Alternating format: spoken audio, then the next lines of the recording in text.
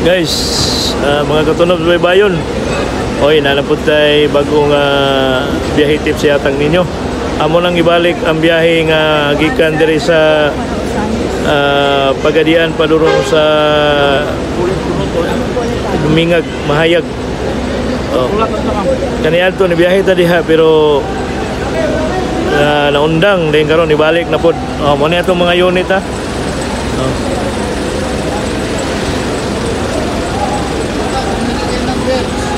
Ug karon atong yatag ninyo ang atoang mga plitihan.